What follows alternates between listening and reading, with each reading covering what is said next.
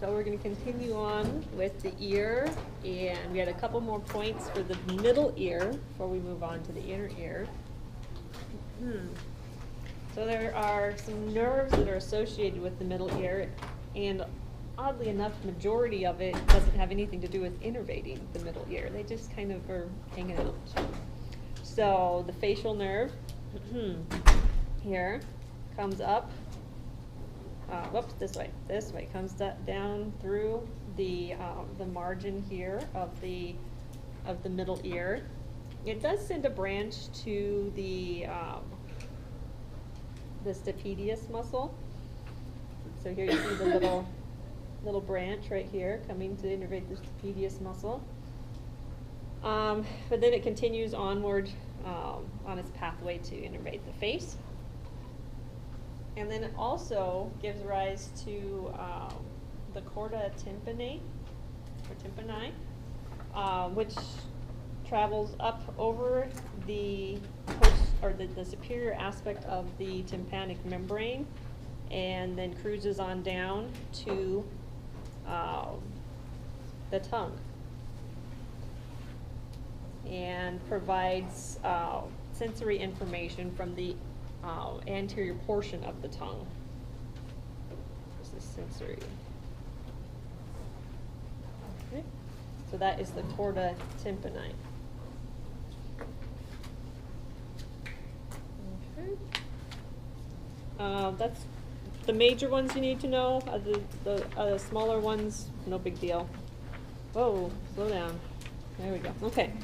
So then, if we look at the temporal bone, we have the middle ear located right here, and we have then a continuation into the mastoid process here. So through the iditus mastoid antrum. And so the middle ear is in fact continuous with all these mastoid air cells. Why does that matter? Well, we had mastoiditis. We have inflammation of the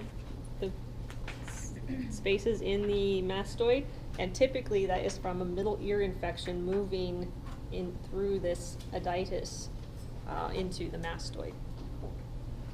Back in the day, they used to like chisel out the mastoid process when that happens. So glad we have antibiotics now. Oh my gosh. Yeah. So, good times. Okay. All right, and so then here we see some of the swelling and redness behind the middle ear. So those are the symptoms of mastoiditis. And redness. Okay.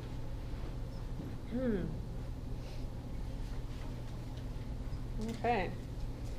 So then we move into the inner ear, and the inner ear is completely encased in the temporal bone. We have the two main sections of it. We have the vestibular apparatus here. So here we see the vestibular apparatus.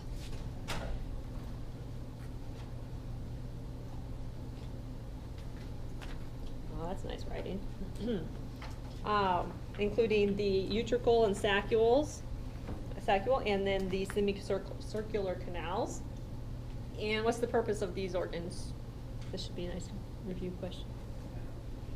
Vestibular is like balance.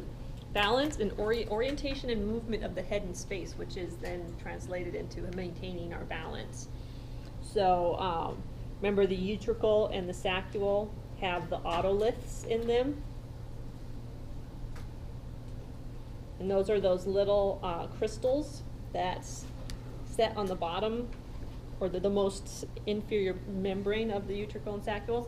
And when we tip our heads, they flow, and that bends the receptor cells and allows us to have a perception of absolute orientation of the head in space. Okay. The semicircular canals, on the other hand, so here, these embedded in the bone, they are more of a movement organ. So the movement of the head creates a counterbalancing movement of the fluid within the semicircular canals, and that's then translated to being able to perceive the movement of the head. Okay? So there's two main compartments in the inner ear. There's the vestibule, and then the scala vestibuli and scala tympani all work together in one main compartment, and they're filled with perilymph. And then inside the membranous portion, so inside the semicircular canals, the utricle, the saccule, and the cochlear duct, we have the endolymph, which is really high concentration of potassium, which allows for the neuronal signaling mechanisms that allow for sensory transduction in hearing and in the vestibular system. Just remember, there's two separate compartments. Okay. All right. What else was I going to say about it? Okay. Mm-hmm. What? This here? Okay, yeah, so inside the semicircular canals, the utricle, saccule, and cochlear duct, so that's all a part of what they call the membranous labyrinth, and that's all with endolymph, and that's a really high potassium concentration fluid. Okay.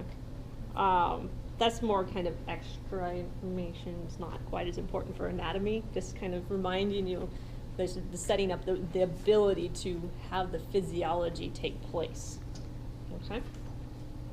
And basically, what we want to know for anatomy is two compartments, and the reason for those two compartments is making sure we have the right fluid composition for the physiology to take place. So the saccule is the last portion of the vestibular apparatus? Yeah, No, so or is it vestibular? it's one of the parts of the vestibular apparatus, yes. And the scala things, those are a different portion?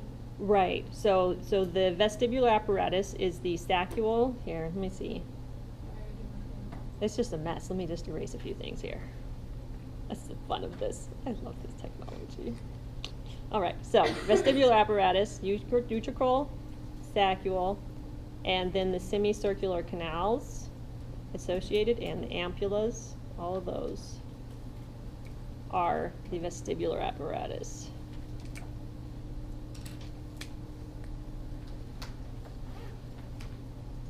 Okay. And then we have the cochlea proper, which would be the scala vestibuli and scala tympani and cochlear duct. All of those come together to form the cochlea. Okay. Is that better? Yes. So both of those are part of the membranous labyrinth? Yes. Yeah. So the membranous labyrinth is everything in blue. Okay. Okay. And then a space around it is part of the what they call the bony labyrinth, which would be anything in that kind of pinky purpley color and that kind of orangish color. Okay. Does that help? Is that clear? Any other questions? One Yes. more question. Yes. So everything in the membranous labyrinth contains endolymph? Mm-hmm. That's correct.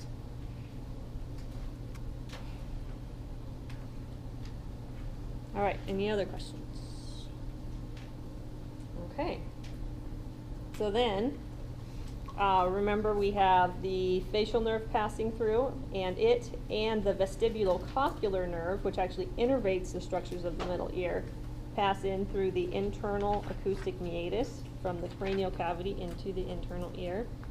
The facial nerve just continues on its way, like we saw, but then the vestibulocochlear nerve splits into the cochlear nerve, which innervates the cochlea, and then the vestibular nerve, which innervates the vestibular apparatus.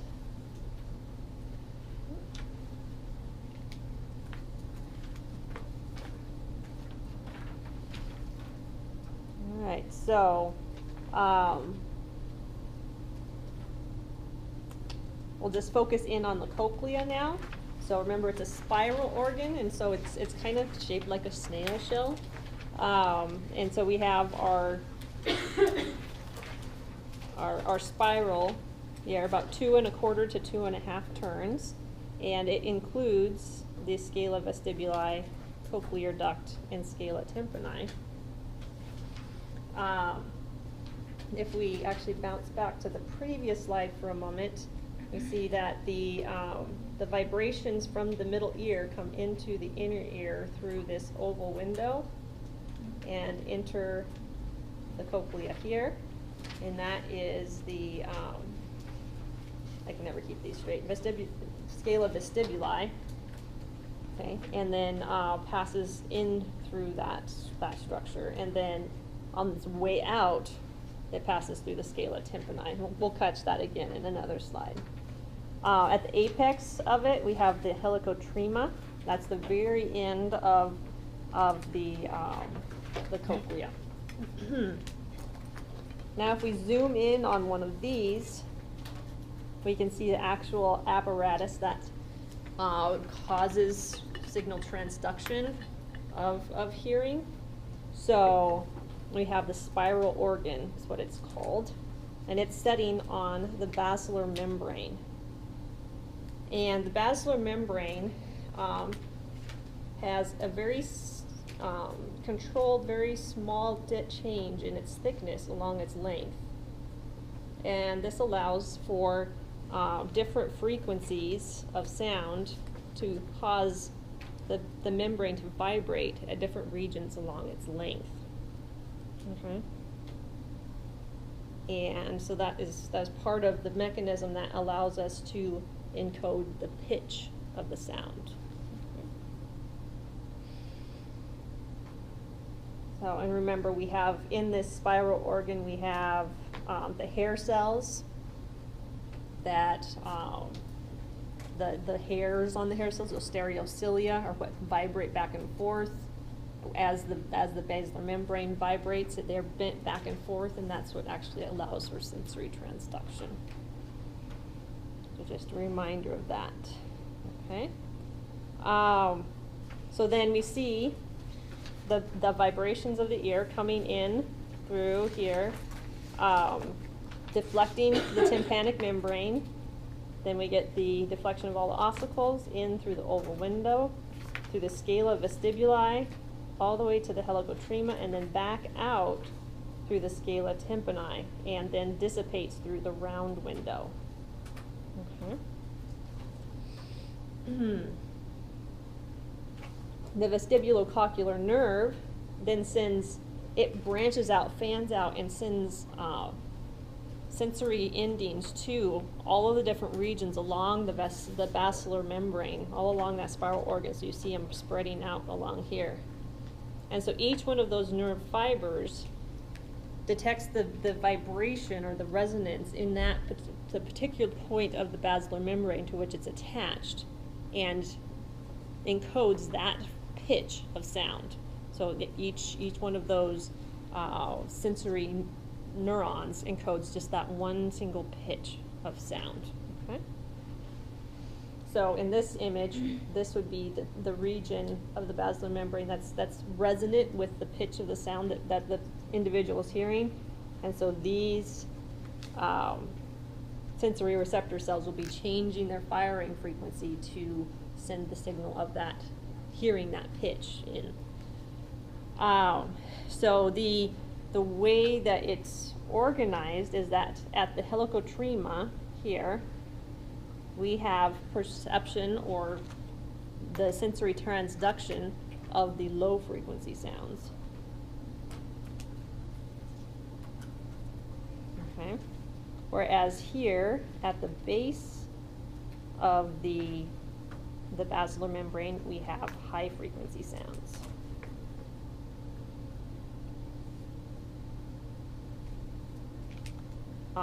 That would be the particular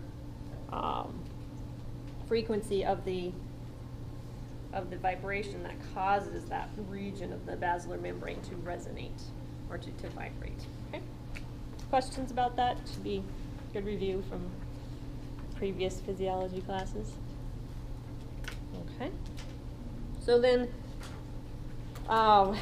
if we have issues in this region, if we have damage to the cochlear region of the ear, that can obviously lead to deafness, and there's not a whole heck of a lot we can do about it because you're damaged the ability to translate vibration into electrical signals. So the brain is unable to then, what's the word I'm looking for? Receive the electrical signal, the neuronal signal, encoding sound.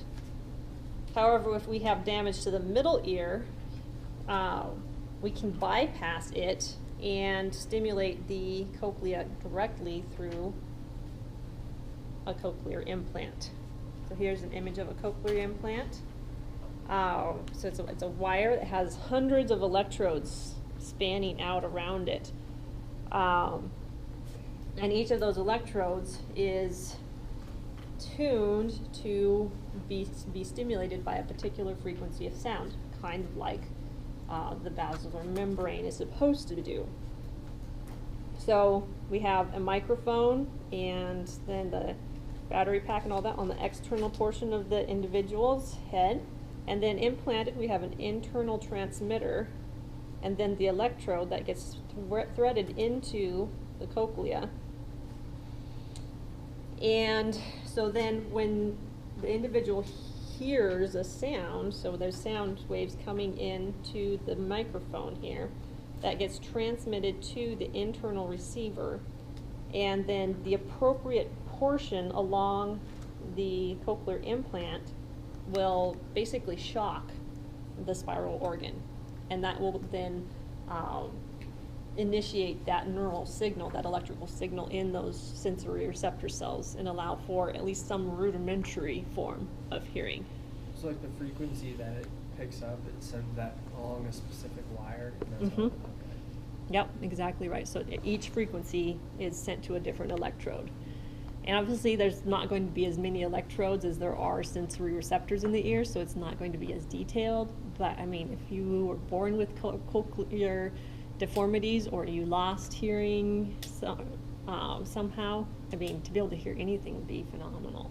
I can't even imagine.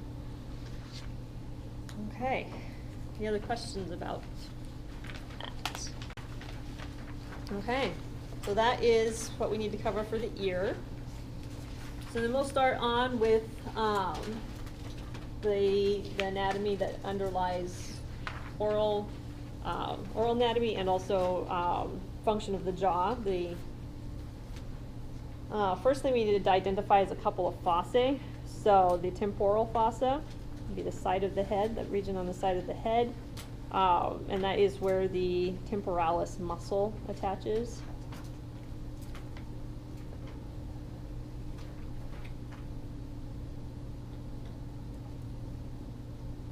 Okay. And then we have the infratemporal fossa, and this is where a lot of the pterygoid muscles are located.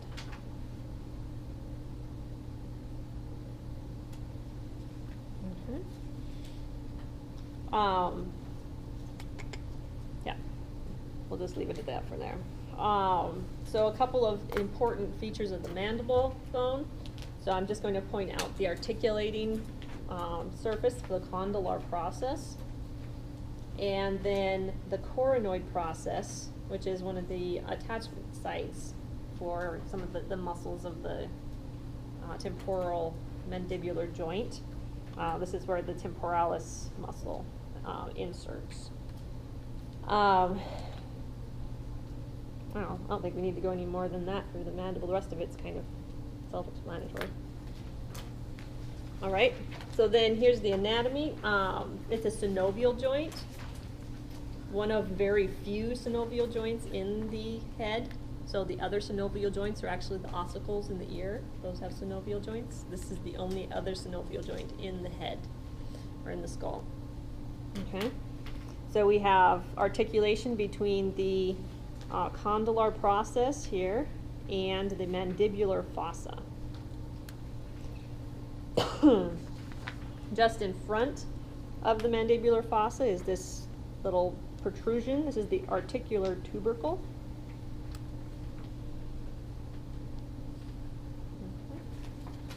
And we'll talk about these muscles again later, but then we have these lateral pterygoid muscles that can pull the jaw forward. This is what we call protrusion. I think I have that totally misspelled on the handout. I'll correct that. And so then if that, that motion is extended too far, you can have anterior dislocation of the jaw. Not typically because of the action of the pterygoid muscles, typically more because of a blow to the jaw. And so you can see here, it gets locked in front of the anterior tubercle here. So this would be anterior dislocation of the jaw. And it's going to actually cause the jaw to be locked in an open position so that the individual will not be able to close their mouth. Okay.